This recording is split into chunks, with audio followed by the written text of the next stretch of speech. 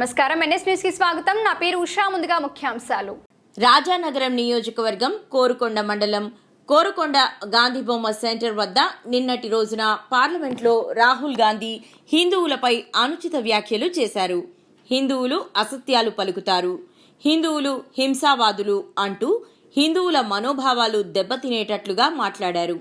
ఈ కార్యక్రమంలో టీడీపీ నాయకులు వాతాడ గోపీకృష్ణ, జనసేన నాయకుడు శీలం బాలాజీ, బీజేపీ నాయకులు చిర్ల రాధాకృష్ణ, శ్రీమతి రమణి, కొటికలపూడి సీతారాముడు, చింతల కన్నారావు, తగరంపూడి గణపతి, పెనకటి రాంబాబు, పచ్చారి నరసింహమూర్తి తదితరులు పాల్గొన్నారు.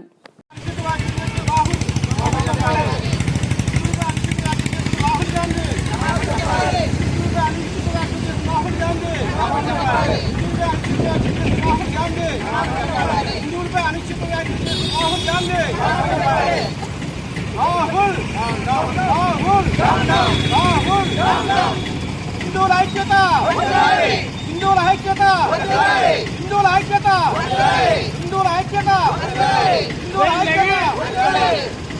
జై శ్రీరామ్, జై శ్రీరామ్, జై శ్రీరామ్, జై శ్రీరామ్, జై శ్రీరామ్, జై శ్రీరామ్, జై శ్రీరామ్.